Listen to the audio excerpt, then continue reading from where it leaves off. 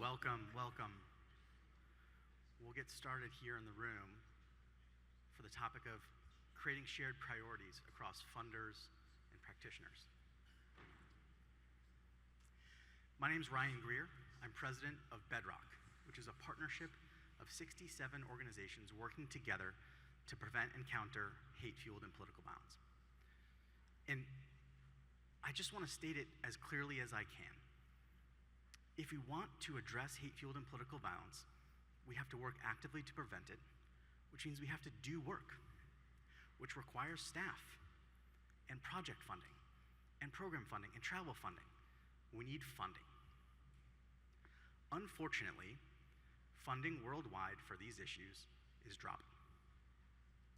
Now, I can really only speak from the US perspective, but Bedrock has 67 organizational partners, and we ask them every quarter, what are your top priorities? What are your top challenges? And every quarter, they tell us their top challenges here in the US for practitioners are resourcing related.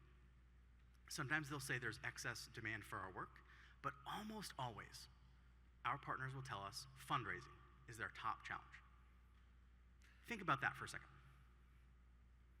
When faced with the question essentially of, is it harder to counter Nazis or fundraise, American practitioners will tell you fundraise. And it's only getting harder.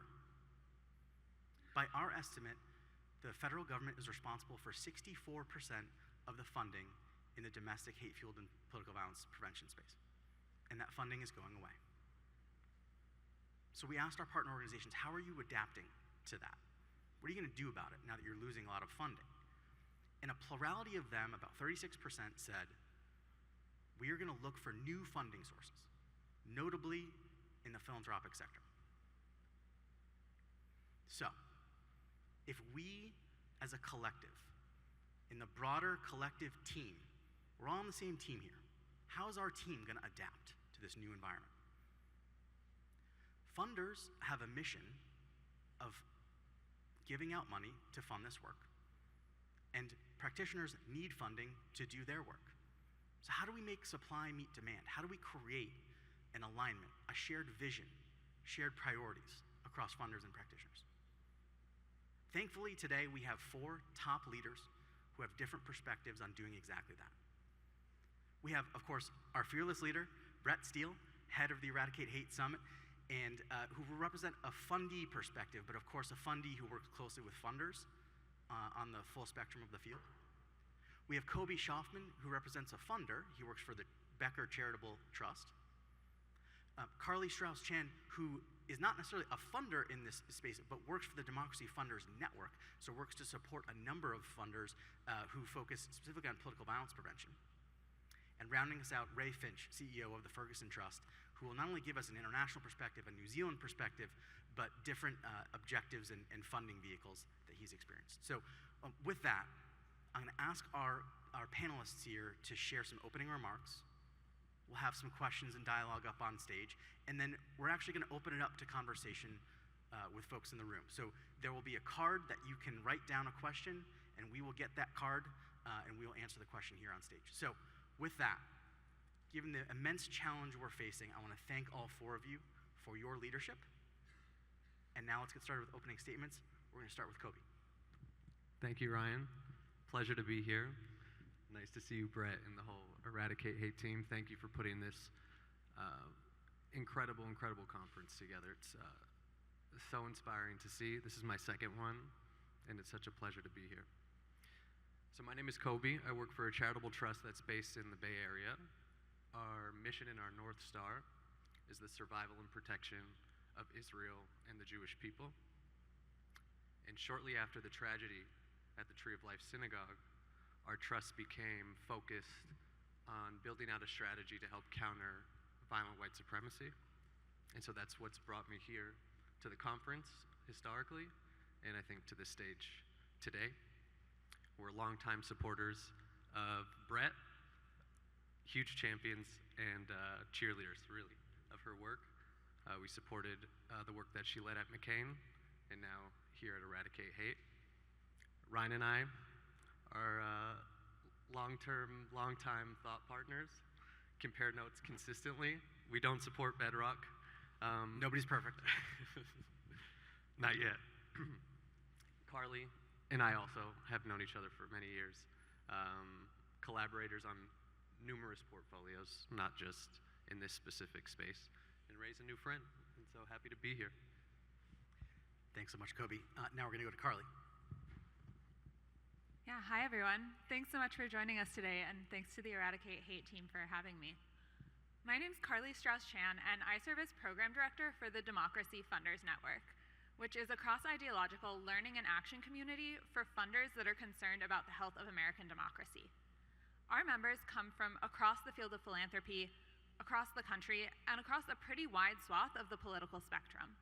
The uniting feature is that all of them are concerned about America's slide into illiberalism and are engaging in grant-making that helps protect and strengthen liberal democracy in the US.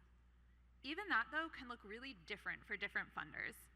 So democracy work, as we talk about it, can include everything from the violence prevention efforts that we see really highlighted in this space, but also includes structural reform measures, building up a healthy information environment, voting rights work, anti-polarization, and more.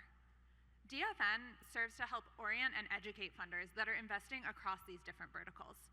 We're here to help them sort of find their lane of the pro-democracy pool and swim in it, but also understand that broader pool that they're swimming in. We do programming, research and reporting, and individualized advising conversations to help our members navigate this space. Ryan said it, but I'll just repeat it to be really, really clear. While in this role, I do spend a lot of time talking to funders about what they're interested in, DFN itself is not a grant-making entity. I'll also just share a little bit about myself personally. I would say I've been in the violence prevention space for about 4 years, since DFN created a funder working group on this topic in early 2021. I've been in the democracy space more broadly since 2018, and in philanthropy even longer. Before DFN, I worked at a foundation that was actually focused on public health, and before that, at another funder network. Last thing I'll share is just a little bit about what brings me personally to violence prevention work.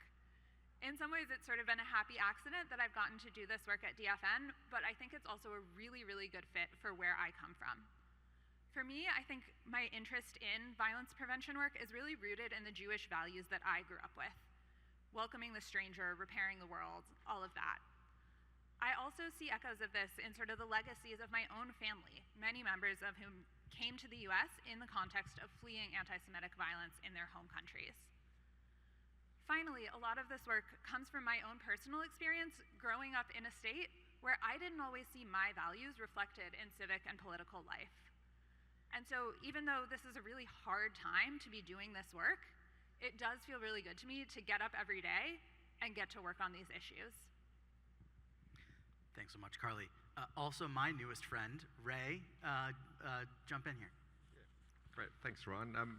Morning, everybody, and thanks again, Brett, for accommodating me here. I'm probably the person that's traveled the furthest. Yeah. I think I was at the Steelers game, and someone said, "Hey, it's 8,500 miles. So you're the person that traveled the furthest to watch the Steelers lose," which wasn't the best experience.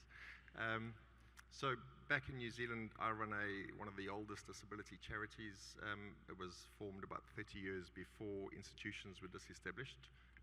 Dame Laura Ferguson was the Governor General's wife, and she stumbled over a number of kids in wheelchairs that were living in aged care facilities back in the late 60s, and she was gobsmacked to hear that was the only option for children with physical disabilities. So they rallied at the time and raised a number of funds to set up this charity, and I'm really blessed to be leading it now as the chief executive. But 3 years ago, purely by chance, the New Zealand Security Intelligence Service approached me and my organization to help them reach out to the disability community to grow awareness of the risk of hate-filled violence and online extreme radicalization, noting that disabled people were so much more susceptible to being groomed given the risk factors that they presented. Fast forward 3 years after last year, I woke up at 2 o'clock every morning and attended the live streams, forgetting that there was actually recordings of Eradicate Hate, but I watched every minute of it last year through very tired eyes. And I'm here now this year, fortunately, after a 26-hour flight, to enjoy time getting to finally meet people that I've got to know on the screen over the last year, and really excited to share some of the thoughts here today. New Zealand's quite a unique opportunity at the moment. Our previous Prime Minister, through driving the positive conversations around social return of investment, has facilitated our government setting up a social investment agency in New Zealand. And it's a really proactive step where organisations or public-private partnerships can bring ideas and or needs to the table, to that forum, and demonstrate a social investment return for initiatives. And it's part of what I'd like to talk about to people today is how you collectively gather a realistic data that can inform future social benefits. For politicians, whether that pendulum swings slightly to the left or slightly to the right, at the end of the day, social benefits are key. But at the same time, the dollar figure that can be attached to that makes it a lot easier for public servants to fight the arguments to keep the funding in place, because we all know how difficult it is at the moment as funding cuts are coming about. But where I can share some thoughts on how we managed to achieve some significant funding release for the autistic community in New Zealand, as well as some behaviour support, social return of investment studies, and just how we position the overarching benefits, whether it's through PCVE work or disability work, to philanthropic funders as well as the government. Thanks, Ray. Very spry for someone with jet lag, so thank you so much for coming all this way for that. Thank you so much. Brett, take us home. All right, so I feel like I've come full circle. About 12 years ago, we were talking about this at dinner last night. About 12 years ago, I was in the federal government when there was zero funding. That's not true. There was about $226,000 for prevention work coming from the US federal government. And we had to constantly do something really big with nothing. And then when I left federal government and went to the McCain Institute, Kobe, I guess I'm allowed to acknowledge it because you did. I had almost exclusively federal funding, except for one philanthropic funder who happens to be on this stage. And now coming to Eradicate Hate over a year and a half ago, moving to an environment where we had 66% philanthropic funding, 33% federal funding, back to zero federal funding. And making that transition back to how do we do this work? How do we forge true alliances with philanthropic funders, find those places where we have shared priorities, and work with funders who may not have never funded in this field before. Recognize how their core values and priorities translate to this field. So I know it's hard for so many organizations in the room who have lost funding. I have personally made that pivot, organizationally made that pivot, and happy to talk about it today. Thanks, Brett. I mean, you are a testament to it is possible to adapt in this way. It's not without challenge, and part of that challenge is doing the homework of figuring out kind of how you're going to go about pivoting, how you're going to go about approaching funders. Let me start us out with just the big picture question of there's so many different types of funders. Obviously, some of us are familiar with federal government, state government, but then there's institutional philanthropy, community foundations, corporate funding. There's so many different sort of types of funding. I wonder if some of our panelists could talk about the different types of funding they've worked with and just how do things differ across those different types? Go ahead, Carly.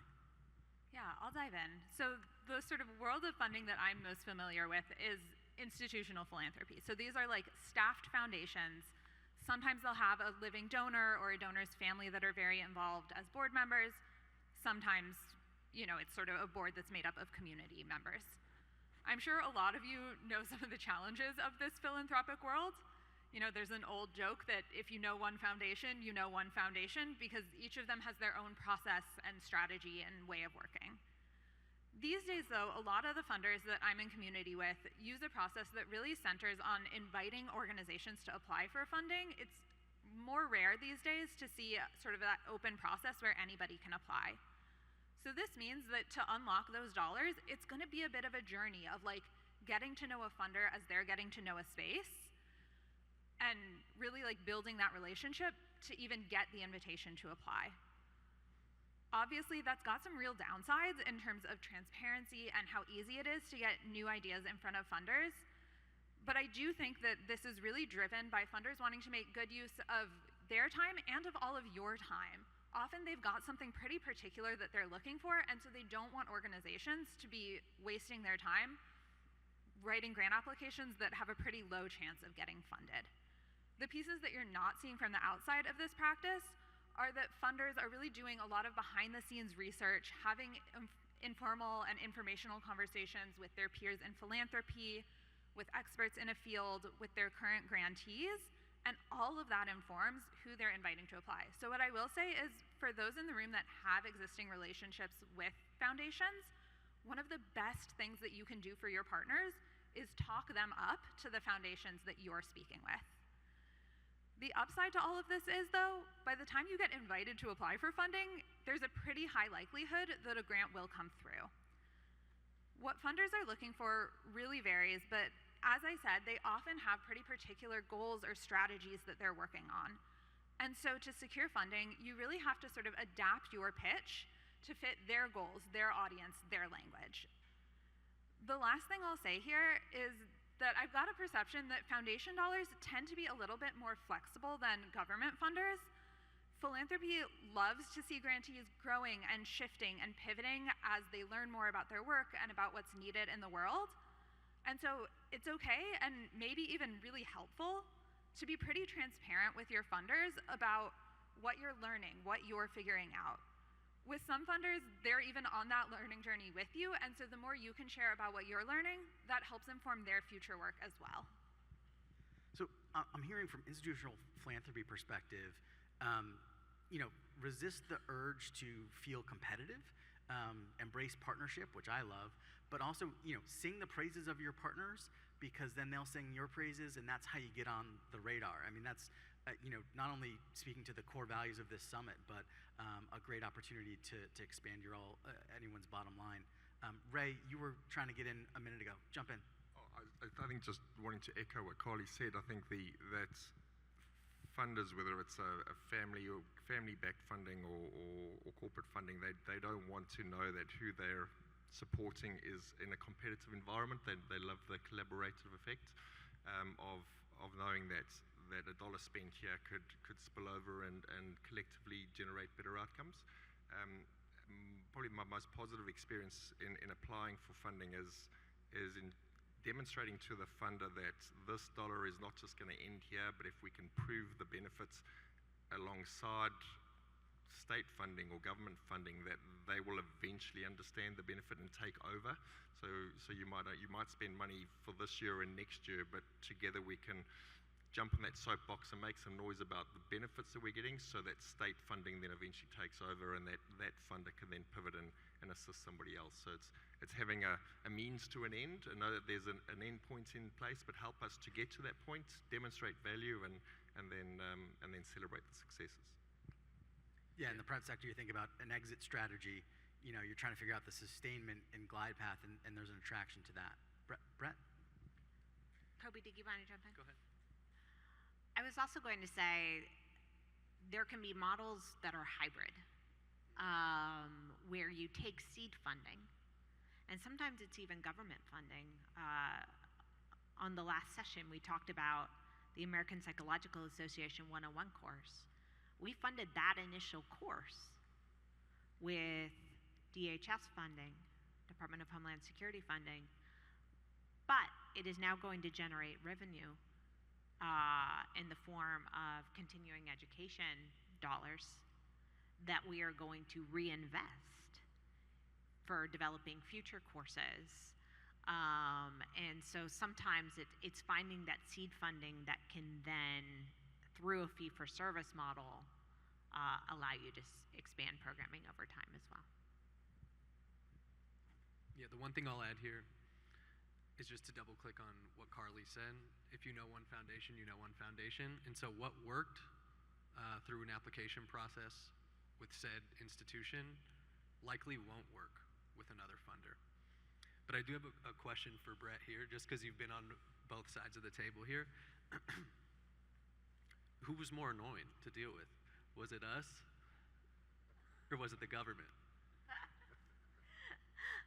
So I will say, I think Carly said it, the flexibility of philanthropic funding and the potential for capacity building awards or general operating support.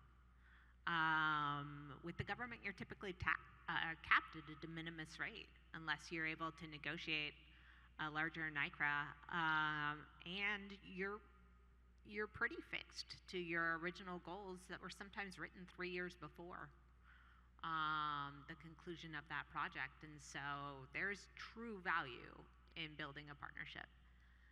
Kobe, one of the things I appreciate about your project, your process, is you invite the conversation of what do you care, like what do you want to do? And then we talk about how that aligns with your goals for the year, getting to the shared priorities point of it's not I submit one thing and it either fits or it doesn't, but it's a conversation of what are you interested in? And now I've gotten to know you pretty well, but inviting that conversation and allowing for that space to truly understand what those shared priorities might be creates better applications and better outcomes as a whole for both the funder and the institution. Take a minute on that. I mean, I think it's in a way really freeing, as Kobe and Carly say, you know, if you know one foundation, you know one foundation. In a way, it's freeing to know there's not some playbook that I just missed out on, that if I just followed the playbook, I'd press the button and then the money would shower upon me. There is a, you know, you're not missing something. You know, and the funder on the other side of the table knows that you have to adapt to their thing, whatever their thing is. So I guess then the question is, how do you figure that out? It feels to me, as someone who's also had to make this adaptation, you know, there's kind of a shibboleth of I use these words, you use those words. How do I help you understand that we're trying to say the same thing, we're trying to do the same thing? So in terms of finding the right sort of funders who represent your strategic direction and your mission alignment, and then also conveying it, like how do we advance, how do we find the right people, how do we advance that conversation in a way that creates a Brett Kobe dream team relationship, right? Like how does someone in the audience become the next Brett or Kobe? If only, I wish. Active listening. I was going to say over communication. Yeah. Often when I'm sort of on the grantee side, like applying for grants or in a conversation where I know I'm going to be invited to apply, one of my favorite things to ask funders is like, what does your board look for in a potential grantee? Like, what should I talk about in this application that you think will land? And I found that actually gets some really helpful information out of the foundation program staff that I'm usually talking to. Yeah, and these funders have theories of change. So you can probably find it, or to your point, ask what it is, and then see how it aligns with yours. Right? Yeah, I mean, most of those boards would have a trustee or the objects of the board, and if you do enough research and understand what world are they wanting to play in, it's then a bit of an art in taking PCVE practitioner work and what are the social impacts of the positive outcomes of those, and positioning the outcome that's got nothing to do with PCVE. It might be child mental health or youth mental health, and position that as the outcome, but we do it this way. So they get their objects achieved. It's just delivered in a way that they might not have previously funded. So it doesn't mean that you won't be successful. It's just how you position it is really, really important. I also think Allie Quick is my my mentor in all things development, and I don't think I've ever received a briefing memo from her that hasn't started with ask about their priorities. What are your priorities for this year? We were at a breakfast with funders this morning, and someone at the table said, "What are you most excited about that you're funding right now?" These are really important questions to get to know people, organization culture, and priorities, to understand how you can frame the work you're doing that you're deeply passionate about so it aligns. Yeah, I mean, it's sort of like there's humans on the other side of the ledger, right? And it kind of reminds me, if you're a program practitioner, you're not used to fundraising, you might hold funders up as this kind of, ethereal, magical, mystical world, but you think to yourself, oh, we have programming in XYZ places. We've never worked in Detroit before. So before we go start our program in Detroit, we got to go to Detroit, meet people from Detroit. We have to hear about what's going on in their lives in order to frame our programming for Detroit. Okay, well, the same is true in the funding space. If you've never worked with a type of funder, you need to ask those kind of active questions and try to figure out like what's their background, but also get to know them as a person and it's a relationship, not just a transaction. Transactions come from long-term relationships. Okay, so that's kind of how we think about what to do. How do we think about what not to do? So I don't know if you've seen, red flags, in terms of you've received a grant proposal and thought to yourself, this is wildly off base, or they've done something wrong process-wise or culturally. And then the flip side, kind of as a practitioner, have you, seen things that you or a colleague have done that has not worked well? What should we not do? Most grant funding comes with some really strict measurement feedback metrics, and you don't just want to get money once, so do not ever miss those feedback milestones, because that's the quickest way to burn the bridge. But and then I think just be genuine and be a real person. You can't try and overpromise. You can't be fake, because that relationship quickly just deteriorates. So yeah, to your point, people do business with people, and it's about those real, true relationships. So you can't put lipstick on it and pretend that it's something else. Or you got to be realistic, or it's very short-lived. And reputation is everything if you're hoping for long-term relationships. Forgive the phrasing, but funders tend to be really good bullshit detectors. So, like, something I found early on is it's not like, delivering, polished remarks for press or, a public speaking engagement. It's human, it's honest, and they can tell when you're trying to push the limit a little bit. Carly? Yeah, 100% agree with that. Funders really want to see themselves as trusted partners on your work, so I think sort of acknowledging your limits, acknowledging where you're still learning, acknowledging where you've got key partnerships that help you get done what you're doing are all really, really important. I think another thing that's really important, especially in this moment, is funders want to hear how you're adapting to meet the moment. Like, we all know that these are sort of unique and challenging times, and trying to tell funders that you're just doing more of the same without acknowledging the ways that the world is changing around you is probably not going to be a winning strategy. So talk about, both on the funding side and on the programmatic side, how you're adapting to meet the moment. Another piece I'll add that I think is really important, especially for sort of this field, is hitting the right level of altitude. At least the democracy funders that I'm usually in conversation with are not health experts, probably don't have deep backgrounds in this, preventing extremism world. And so as you're talking about your work with them, it can be a little bit challenging. You want to be specific enough that they can really understand what you're doing, but without getting so technical that they get lost in the details. And I think finding that line can be tricky, but really worthwhile. Sorry, say more about that, Carly, because I think we struggle with this because we want to have this field be so technical. But to your point, funders might not even know what a public health style prevention is. Can you talk about some of the kind of phrases and what's the right level of granularity that you've seen? Yeah.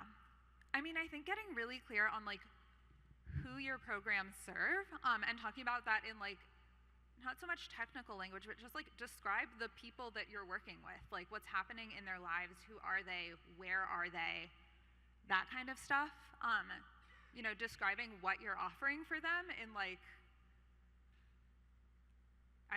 you don't necessarily need to go quite this far, but like if you were explaining it to maybe like a teenager or like someone that doesn't do this all day, every day. If you were to try to describe what you do to a friend, like how would you talk about it? Because funders may not have, that really intense sort of health background that I know a lot of folks in this field do.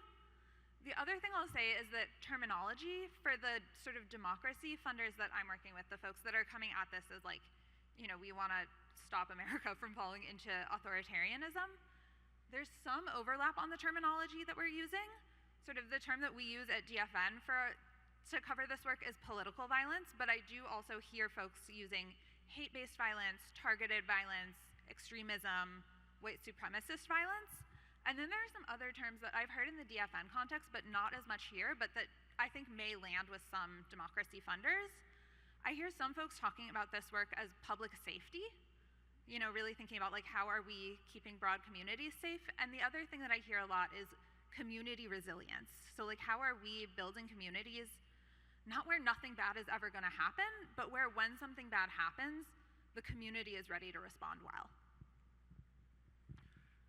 What I always say is pretend your audience are second graders and then work your way up from there. So teenagers I think was kind. I think second graders, from my experience, feels like the sweet spot. There's obviously no universal set of red flags. Two that are ever present, I think for us are one, collaboration. Making sure that you're, if not already collaborating with folks who said funder already supports, you're expressing a willingness to do so. I think that's one. And then the second is, don't pretend you have the silver bullet for every issue that's plaguing the global community. Highlight your specialization where you have an edge, and then continue the conversation from there. Thinking back to my days when I was a funder, one of my big red flags was having zero plan for sustainability. What are you going to do when this pot of money that we're giving you runs out? So that was always a red flag for me. We're going to open it up to questions from the audience in a minute. I want to take another minute on the kind of language and how to think through and talk through with these folks. Look, I used to work in Congress, and we used to say, when you're writing a speech for the member of Congress or whatever, you write for a 6th grade audience, not 2nd grade. We said 6th grade. And then people hear me say that and they get confused and they're like, oh, you're talking down to people because as if they're children. It's not talking down or oversimplifying. There's a lot of specific terms in our space, and if you're going to use a kind of term of art, you explain it. You just explain what the word is. And if you can use a word that's not quite an SAT word, you use the more simple word. But it's because, and I hope you can maybe speak to this, Carly and Kobe, but or all of you really, the funders who fund the work on so many different issues. They cannot possibly keep track of the acronym soup of each individual subcategory of work, right? And it's almost like they're brilliant at being generalists. So they're really sharp people. They're not, and the reason I say 6th grade audience is like they're capable of understanding anything you're talking about. They just might not have the same niche background in terms of issue. And so why don't we close out this on commenting on kind of the breadth of what some of the funders cover and kind of how to distill it in your view. And then folks in the audience, if you want to write down a question on a piece of paper, there should be a piece of paper in front of you. If there's not, we'll figure something out. But then run that paper up here and we will read it up here. So in terms of kind of breadth and kind of how to nail the right balance, folks want to jump in on that?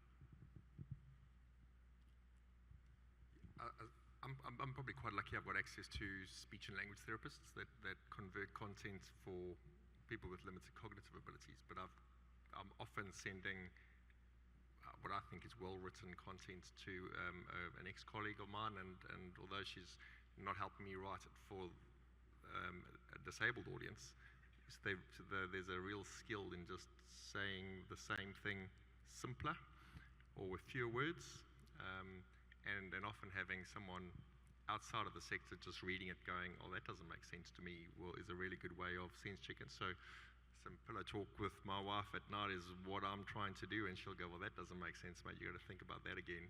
So it's really good to, before you submit it, know who that audience is not going to understand your jargon. Sometimes the board members of some of these trusts are doing it voluntarily. They've got their own day jobs, and they're rushing through applications to try and understand what the offering actually is, for them to make their vote or their input. So the simpler and more direct you can demonstrate the value that you're hoping to achieve, the better chance you have. Yeah, and there's a joke to be had about this being good fodder for pillow talk, but there's something to be said for, as Carly said this too, talk to a friend about it and see how you would tell a very intelligent friend. I have friends who are doctors. They don't understand political violence, but they're very intelligent people. Sometimes I'll workshop this out with them and say, like, how would you hear this if you were hearing it? I also want to stress the importance of over communicating with your active funders who you're already close to, and workshop ideas, specific language, etc. with those folks. It helps to set the stage, set the table, gather additional data on folks who you're hoping to make a good impression on. And I think on both sides, folks appreciate having that thought partner.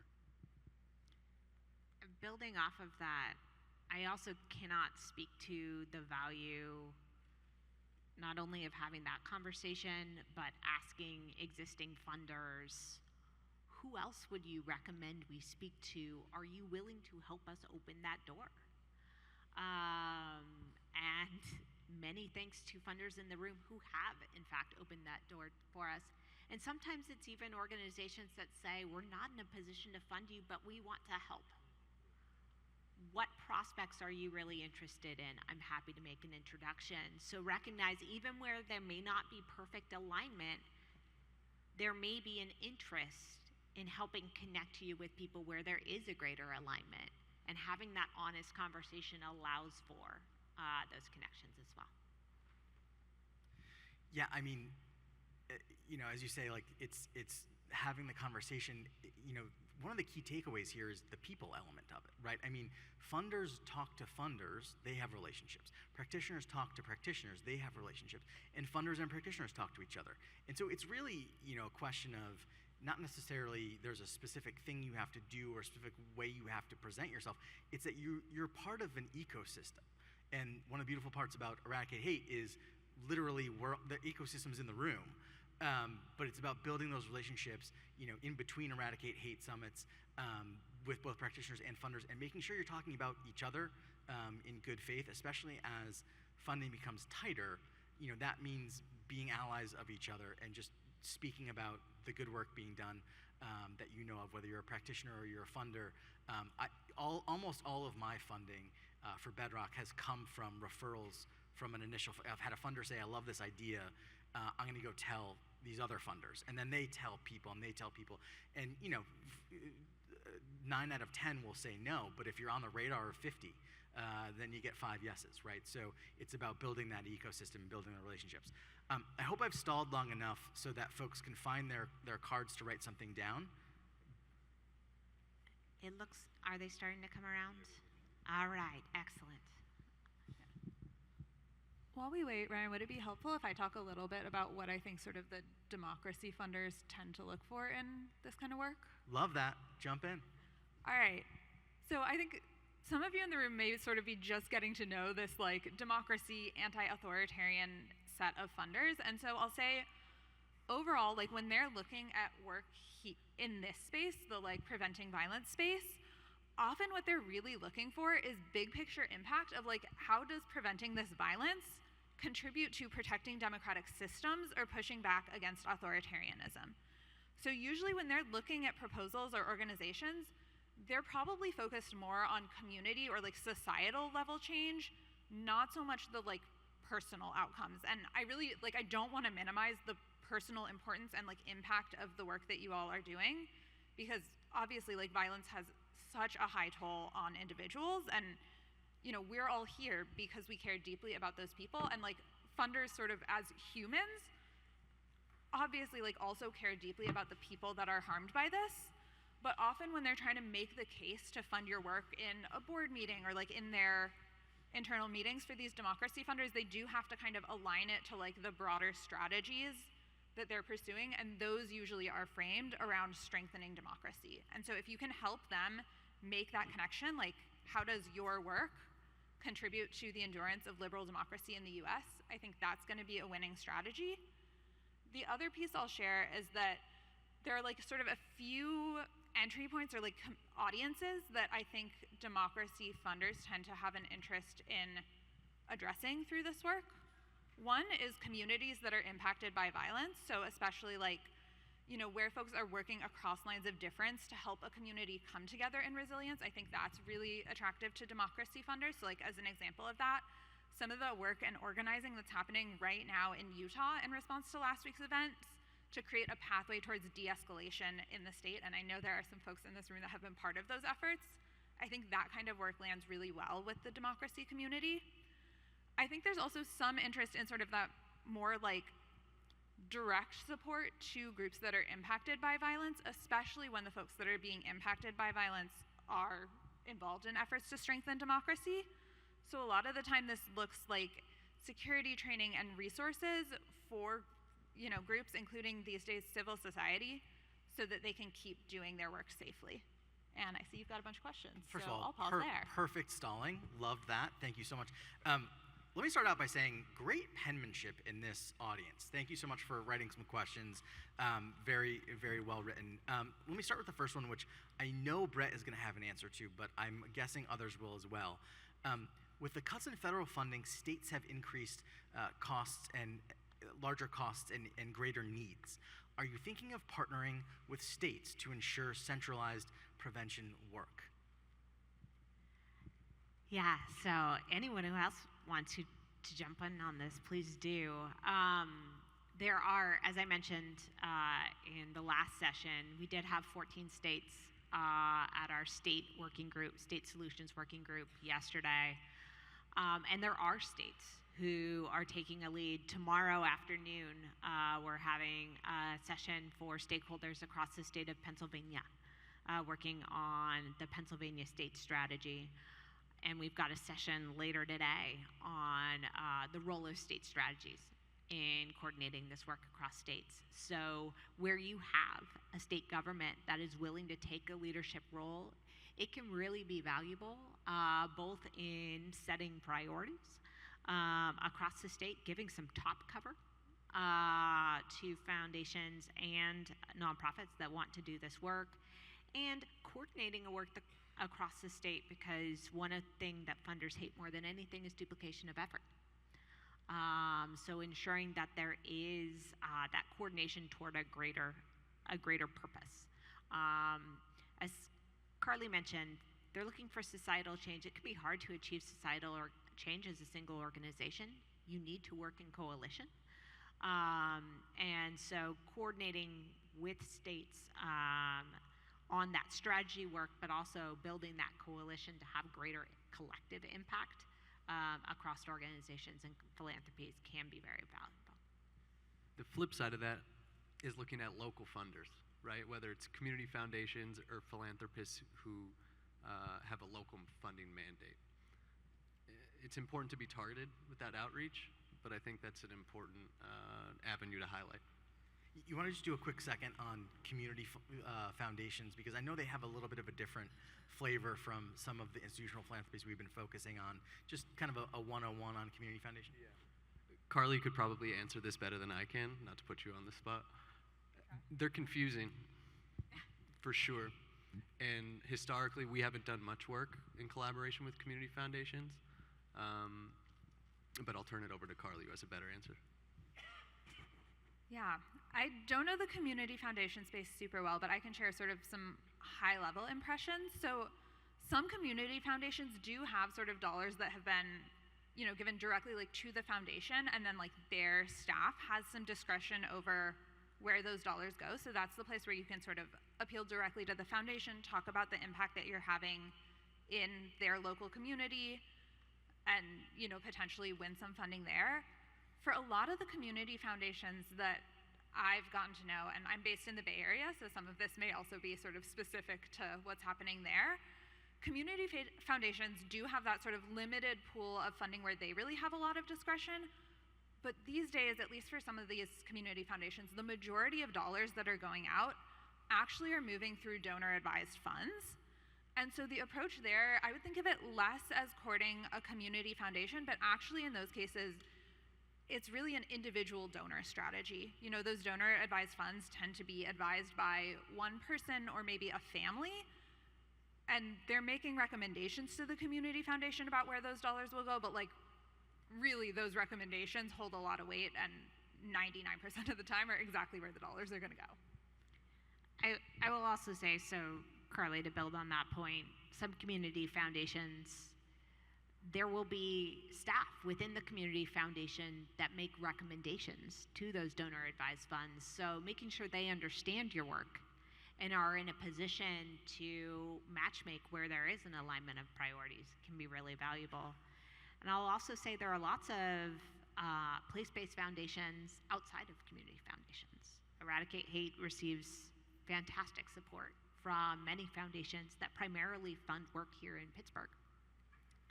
And so recognizing the full complement of potential partners wherever you're working, and being able to communicate the value to that unique community where you're working, how you're tailoring your work to that specific local context, and your local partners that you're bringing into that work as well. And I would assume, with individual donors, relationship building is key. So it's part of our key theme of build relationships. And to Brett's point, have a sense of kind of the ecosystem you're working in, and be pro-partnership. And I'll just share one quick data point. At Bedrock, we have 67 organizational partners, but our Michigan working group has 12 members because we have 12 partners who have active programming in Michigan. And so it helps to just get them on a Zoom call and say, here's who's doing what. And so, again, this is part of getting the word out about what you're doing isn't necessarily at odds with, pitching a funder, because you're building your relationships in that ecosystem, and the ecosystem is how you, kind of get out of, your silo. This next question is really interesting. I think Kobe and Carly, I might pick on you a little bit, or Ray, but is there a benchmark dollar amount or suggested range that sets the stage in your mind for favorably considering a funding request? Is there a range that helps? Sorry, okay, one exception to the handwriting being great is this one word here. But is there a right range to ask for when you're approaching philanthropy? I'm gonna say that really depends on the individual funder. Different foundations will have different dollar amounts that are their like sort of most common range that they're giving, and that's actually something that you can just ask a program officer about, like what's your typical grant size. But like for some foundations, if they're making a $10,000 grant, that's really big for them. And then I know other foundations that like won't even consider anything that's less than 6 figures. So big variation out there. Yeah, do your homework before having these conversations. Look at every foundation's 990, do some math, check what their average grant size is, and then tailor your ask to those findings. That would be my recommendation. Thank you both. Here's an interesting question. Every hour we spend doing research and building relationships with funders is an hour we're not doing the actual prevention work. So what percentage of our time should be directed away from the real work and toward paying for it? What's the right balance? And at what point are we just paying for more time to look for more money? I love how pointed that is. And honestly, I'll tell you, as someone who did not have to do a ton of fundraising in their previous jobs, but in this job, a lot of fundraising, it can be a time suck. Like, what do you all think?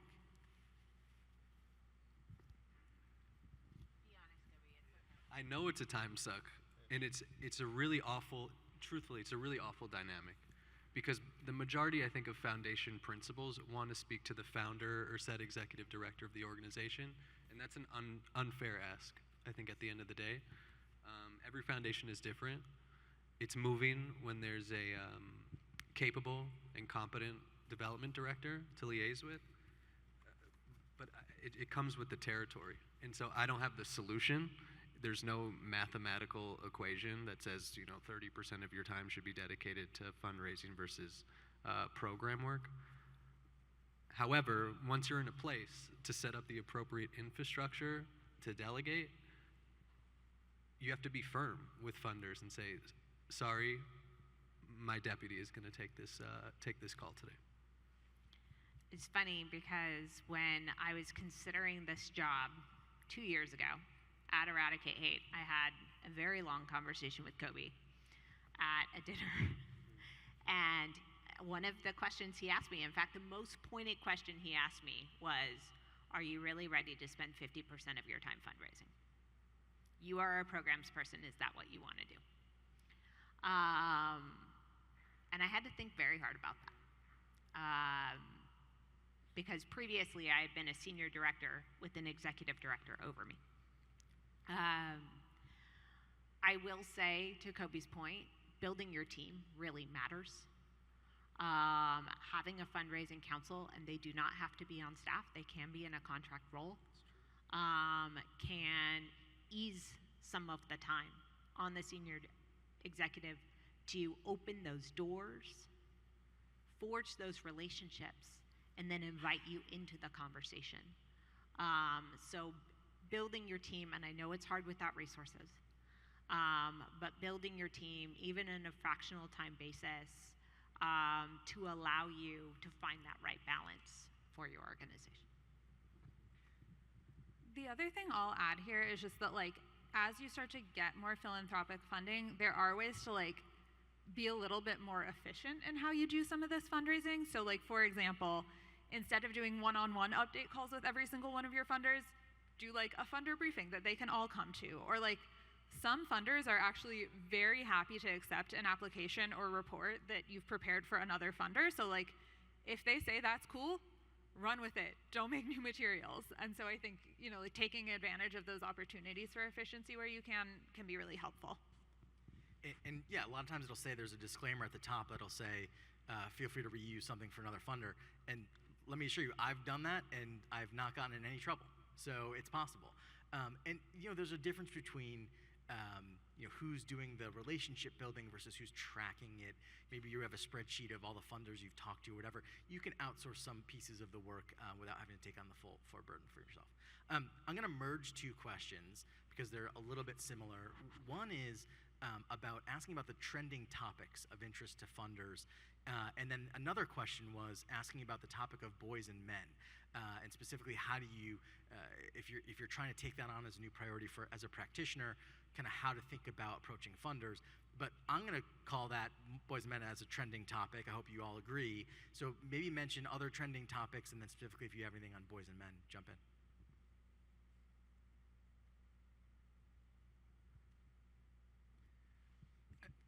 It's a really bizarre time because it's just house on fire in every direction you turn. So it's all trending on the worst Twitter feed possible, right?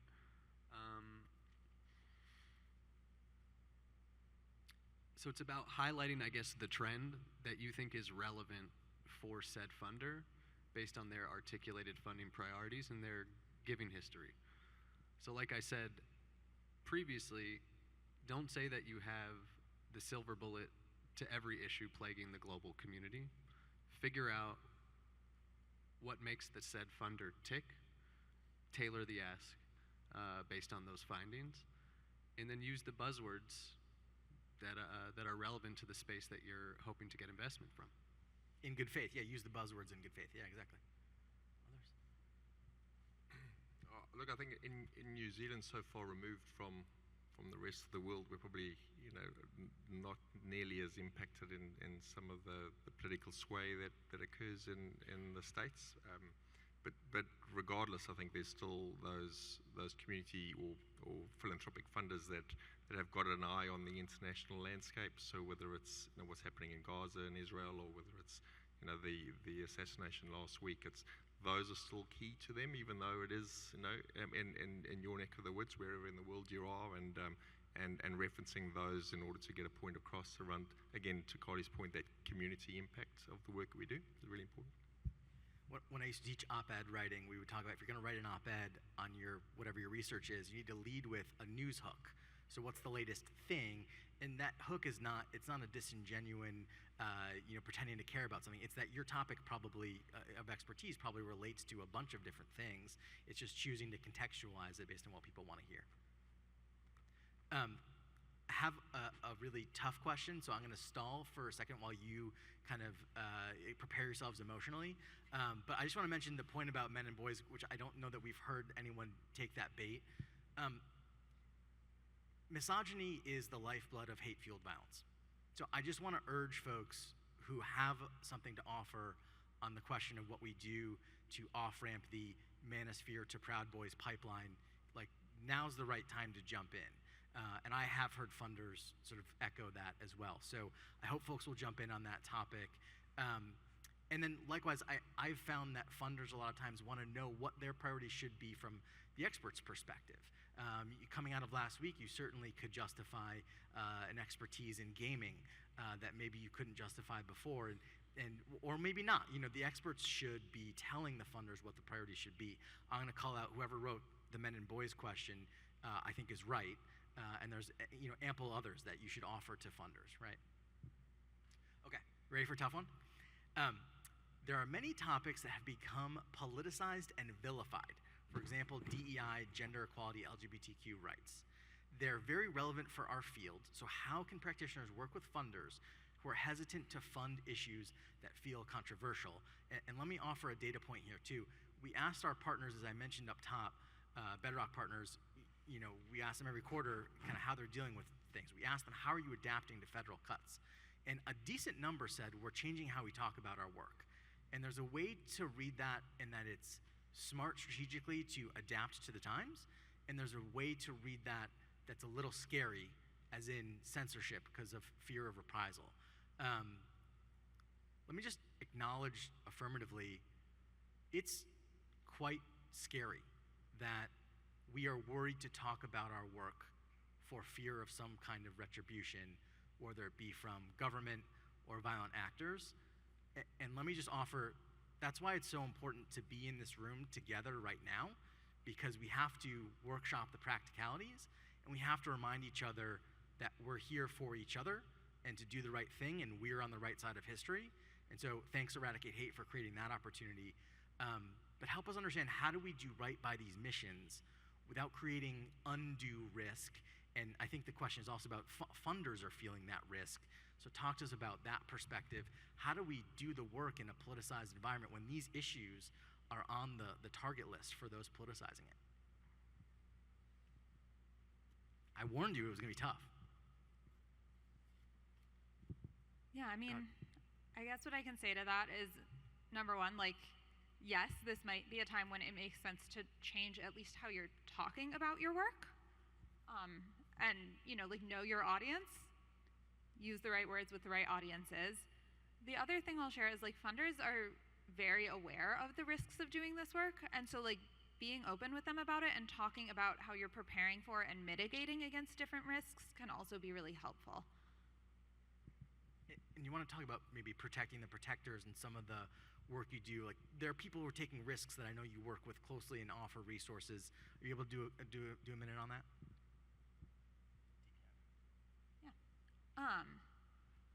I think one of the challenges that's becoming apparent, and I imagine has probably affected some folks in this room, are the risks that doing this work can draw to the people and organizations doing it. And that ranges from, legal risks, baseless lawsuits, investigations, includes physical security issues, online harassment and doxing, other cybersecurity issues, and then often, these other issues can kind of spiral into a whole media mess, and then you need crisis communication support as well.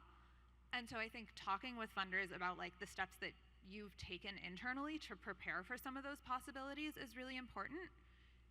For some of the work that I'm doing, I spend a lot of time talking to funders about yes, we ran all of this by our legal counsel. They said it's cool. And so sometimes funders just need to know that you've already done that due diligence. But there's also, yes, an emerging field of resources available. If you're facing any of those kinds of threats, one great place to start is the Democracy Protection Network, which offers free support and resources in each of those areas of risk that I named. Yeah, and I've worked with the DPN team. They are committed to our mission of preventing political violence. Their method of doing so is making sure that we can do our jobs unfettered, and so do take advantage of those resources. Also, as Carly says, be open with your funders about even what your gaps are.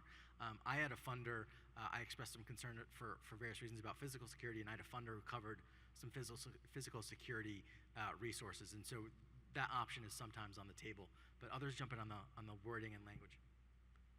I think also, so recognize this is a concern not just for nonprofit organizations, but for the funders themselves. So where there are adjustments in language, look at how the funder is adjusting their language. You know, it's the same conversation we've had for the last hour of tailor your language to your audience and recognize that everyone is in an environment where there's a fear of reprisal, where there may be a fear of having your 501c3 status stripped, or other attacks on charitable giving. So work with the funder to understand the framing that works for them and the framing that works for you. The work continues, but we need to do so in partnership. I think New Zealand's probably lucky from a cultural perspective and a very more nominal left or right swaying government. But when you use societal benefits rather than political successes or religious benefits, and use just the positive impacts that we can have on society, so that that will hopefully transcend any religious or political sway. Because it's ultimately just human beings, whether they are pink, green, orange, or purple. They are human beings, and this is our society, and hopefully avoiding any political or religious conversations allow people to navigate down the middle of the highway like the armadillo, and the people on the far left and far right will hopefully not even notice that you're there. But it's societal benefits is key when you're positioning your work. Yeah, and being analytical about it to say, here's what we do. It's analytical, it's not political, meaning, here's the threat we're responding to, how we're responding to it, without necessarily saying, and this is all this political entity's fault or what have you. Just say straightforwardly what you're doing. Still be truthful. And let's just take a second on that. I just want to say we're facing an era where truth is harder and harder to come by. We need to hold the line in terms of being able to be honest and truthful about what we're doing, why we're doing it, the threats we're facing, and the critiques that are fair or unfair. We need to be honest with ourselves about when those critiques are fair. But I just want to call one out. There were a few of our partner organizations and organizations who do this work, including Eradicate Hate, who were falsely maligned by their own government, and then that was picked up by some media. And I'm floored by how offended I am on behalf of Eradicate Hate, on behalf of our partners, that this kind of false maligning would take place. But also, we need to not be afraid to say the truth if the truth requires something controversial to be said, because if we lose the ability to speak out, then things are going to unravel quicker than they already have. So I think we need to hold the line and remember, to the extent you're fearful, you're not alone. You have everyone in this room. You have 1,350 people who are signed up for Eradicate Hate, who come to you in good faith with partners, who have some kind of level of love and support for you. So you're not alone. And then, as Carly mentioned, there is a kind of burgeoning cottage industry of people who will have kind of a professionalized service who can help you navigate it, because we need truth tellers. We need to feel secure in doing our work the right way, and that means being able to be honest and forthright. Okay, we have 2 more questions, and by that I mean I'm going to merge 2 of them, and then a final question after that. So, in the politics realm, we're seeing candidates funding through small donor dollars. Do you see a possibility to pivot that way in this field? And I kind of combine that with another question about pivoting mission. So one other question was about, we do research, but a lot of the funding is for practitioners. Can we pivot? So talk about like pivots that are appropriate, pivots that are viable. Is it small dollars? Is it changing mission set? Like, how do you see the next kind of stage of pivots? I'll give my favorite case study in small dollar. Traveled back in time with me to 2017. The first iteration of the Department of Homeland Security's Countering Violent Extremism grants were announced the day before the inauguration. And President Trump and Secretary of Homeland Security at that time took those grants back under consideration and withdrew 5 of those grants that had been announced the day before the inauguration. And one of those grants was to an organization called Life After Hate. And fast forward to Charlottesville. And Life After Hate was an organization that worked to help members of the violent far right exit that movement and reconnect with their community. And in the immediate aftermath of Charlottesville,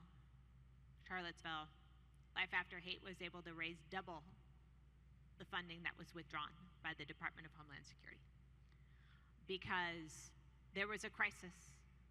There was a recognition that the federal government had canceled funding that may have had an impact in mitigating that crisis.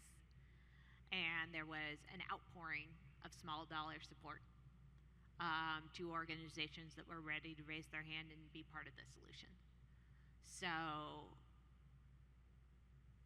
I'm not saying it's perfectly replicable. You really need to be in the right place at the right time to seize that moment. But we have seen small dollar campaigns work. I think in order to execute a pivot like that, you need to have a hyper effective and polished comm strategy. So it's redirecting dollars that you were spending on said fundraising tactic to comms. And this is it's a really difficult pivot to execute. I think it's right place, right time. But I do think we're potentially in that moment now, right? We're all familiar with the authoritarian playbook as we're living through it currently. And so these sorts of stories aren't being told at scale, right? Like, the general public does not know that everybody in this room's funding has been cut by the Fed.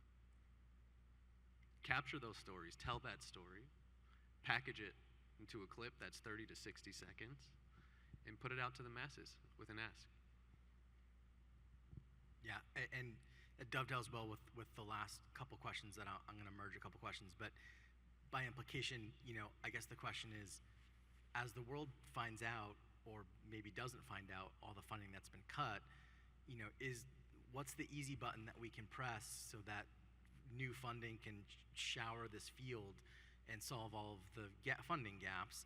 And of course, I'm, by implication, implying I don't know that we will, so I want to hear your take on what the prospects are. And the last question was, how do we do that? So the question was specifically about funders who are here at the conference. How do we get in touch with them? I would broaden that and point out there are a lot of funders who just couldn't make it, but otherwise would have liked to. There is a funder conference this week too, that some funders maybe can only go logistically to one or the other. So I would say funders who are in this space are committed to this mission of potentially being here. Like, how do you find them? How do you get on their radar? And then relatedly, then you tell them your funding was cut and they write you a check. Probably not that simple, but help walk us through it.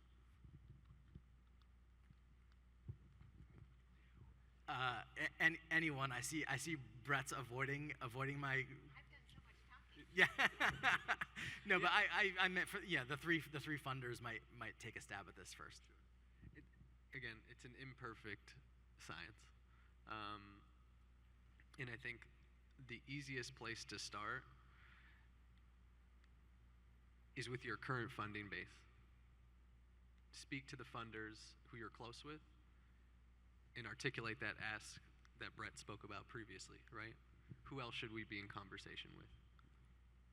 Ask for strategic introductions, and it's a numbers game from there. There are certain networks that are possible to plug into, but you have to be hyper strategic about outreach and work the relationships that you have.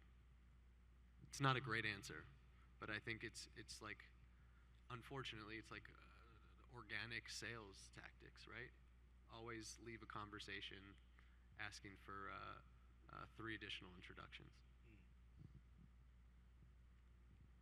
Yeah, I mean, I think Kobe pretty much nailed it. There's no easy answer here. It's a lot of slow and tough relational work, but this stuff really moves at the speed of trust. I think also ask your partners in the field for help and help each other out. So ask your closest partners, do you get foundation funding? What foundations? Would you be willing to try and introduce me? And when your partners ask you for that, say yes. But yeah, I don't think that there is an easy solution here. I have something super practical. Download the Eradicate Hate Global Summit app and fill out a profile. That app was created because funders requested it so that they could understand who was in the room and connect with them. So, not a silver bullet. There are no silver bullets, but download the app, fill out a profile, and there are upwards of 40 funders in the room who may be looking for organizations like yours. Yeah, and I do want to mention a little disclaimer. We're so appreciative of you all sharing your expertise. This is kind of a no-pitch zone. These folks are nice enough to give us kind of their expertise today. Please don't pitch them your idea or your program today. Today's the opportunity, and the summit's an opportunity to create relationships. Introduce yourself, tell them what you do. The best way to kind of thank them for their wisdom today is to just say thank you, as opposed to kind of doing a pitch today. But nonetheless, this is the opportunity for relationship building, which has been kind of the key theme here. I have another thought on tactics, but maybe after that, any closing thoughts, and then we can kind of start to close us out. But tactically, I also want to just observe, as someone who's transitioned to philanthropic funding myself, there are tools and resources to find out who funders are. I use one called Candid, which has a foundation directory for a small fee. You can get access to this directory. You can search by keyword, or you can search by organization, so you can see who your partners receive funding from. You can see who funds based on your keywords.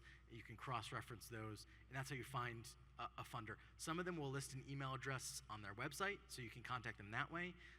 But then again, asking around, you're asking your partners, asking your funders, kind of who else can I talk to and can I get in touch with them, and then building those relationships is the best method. But again, I think you could do some looking at 990s and looking at Candid would be one way to find those.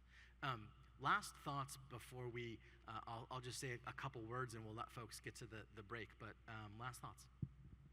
What did we not cover? I think last night we were talking around our dinner table about the plethora of data that's being collected, and some instances you can't compare apples with radiators, I think is the one word someone used. If practitioners or organizations could collect data into an aligned set of space that then collectively we can demonstrate that social benefit for every dollar that's spent, I think it'll make it easier for everybody to be putting forward proposals to philanthropists or funders where they can see the social benefits. So that social return of investment modeling, fortunately, that we've been exposed to in New Zealand just recently has made it so much easier to build dashboards or to demonstrate value with an end goal of ultimately holding the state to account because it works. I'm still stuck on this question about hyper-politicized language. It's a really nasty question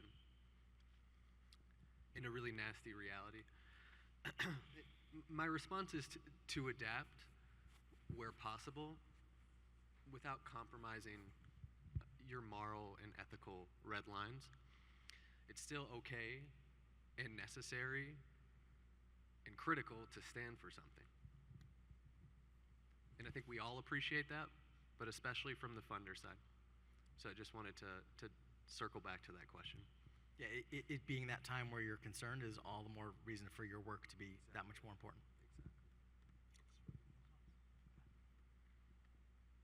Yeah, I think the last thing that I want to say here is, as we said, like there are no easy solutions here. This is a really, really hard time on funding.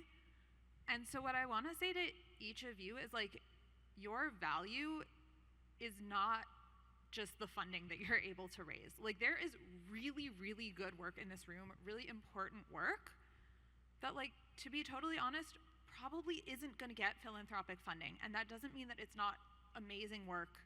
It doesn't mean that it's not worthwhile. Like, this entire field basically exists because, like, our capitalist markets don't adequately solve this problem, and philanthropy is kind of just like a secondary market that tries to solve more problems that were missed by the main market. And like, philanthropy is imperfect. There is going to be really valuable work that doesn't get philanthropic funding, and like, really just, I know it doesn't help when like you have salaries to pay and work that is going to be cut if the dollars don't come in, but I just like really want each of you to know that like your value is more than the dollars you are able to raise. Go ahead, Brett. Build partnerships. Especially if you don't currently have philanthropic funding, look for opportunities to build partnerships with organizations that do. That can be a way of introducing yourselves to new funders. That's how I met Kobe.